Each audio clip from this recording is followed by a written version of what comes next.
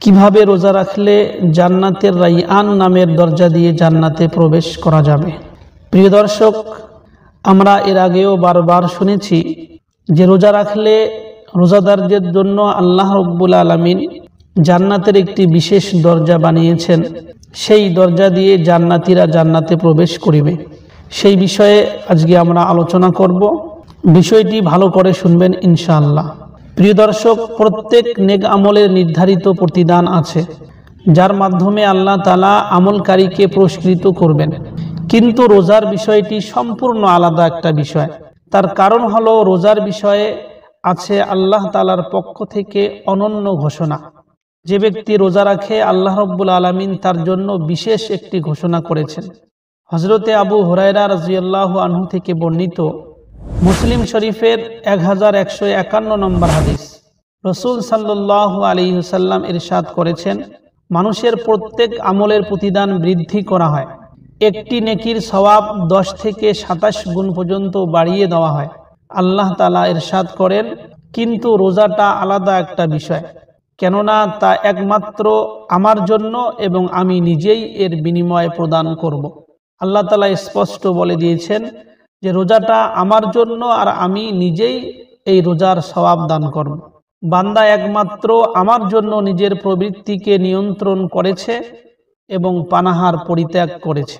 প্রিয় দর্শক, রোজাদারের জন্য জান্নাতে রয়েছে বিশেষ একটি দরজা। বুখারী শরীফের 1896 নম্বর হাদিসে ইরশাদ করেছেন রাসূল সাল্লাল্লাহু আলাইহি ওয়াসাল্লাম, রোজাদারদের জন্য জান্নাতে বিশেষ দরজা থাকবে।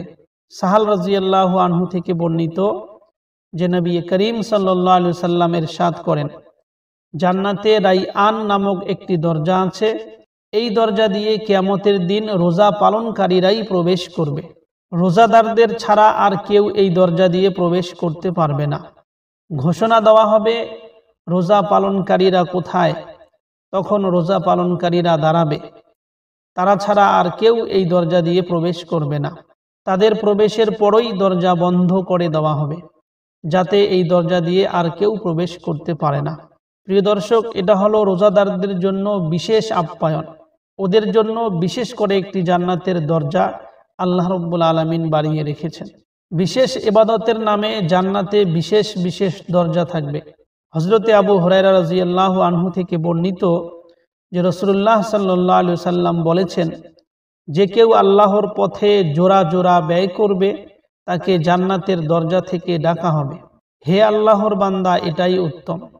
অতএব যে নামাজ আদায়কারী তাকে নামাজের দরজা থেকে ডাকা হবে, যে মুজাহিদ তাকে জিহাদের দরজা থেকে ডাকা হবে, যে রোজা পালনকারী তাকে রাইয়ান দরজা থেকে ডাকা হবে, যে সদকা দানকারী তাকে সদকার দরজা থেকে ডাকা হবে। এরপর আবু বকর রাদিয়াল্লাহু আনহু বলেন, হে আল্লাহর রসুল, আপনার জন্য আমার পিতামাতা কুরবান। সব দরজা থেকে কাউকে ডাকার প্রয়োজন নেই, তবে কি কাউকে সব দরজা থেকে ডাকা হবে? রাসূল সাল্লাল্লাহু আলাইহি ওয়াসাল্লাম বলেন, আমি আশা করি তুমি তাদের মধ্যে হবে। প্রিয় দর্শক, এই হাদিস থেকে আমরা এটা স্পষ্ট বুঝতে পারলাম যে আল্লাহ রাব্বুল আলামিন প্রত্যেক ইবাদতকারী এবং প্রত্যেক আমলকারীর জন্য আলাদা আলাদা দরজা জান্নাতের মধ্যে বানিয়ে রেখেছেন। যে ব্যক্তি যে আমলের মধ্যে বেশি পাক্কা সাক্কা হবে, বেশি আমানতদার হবে, সেই ব্যক্তিকে সেই আমলের দরজা থেকে ডাকা হবে জান্নাতে প্রবেশ করার জন্য। আর যারা রোজা পালন করবে, আল্লাহ রাব্বুল আলামিন তাদের জন্য জান্নাতে একটি দরজা বানিয়েছেন, যে দরজার নাম হবে রাইয়ান। আর এই দরজা থেকে রোজাদারকে ডাকা হবে। যখন রোজাদাররা সবাই এই দরজা দিয়ে জান্নাতে প্রবেশ করবে, তখন ওই দরজাকে বন্ধ করে দেওয়া হবে।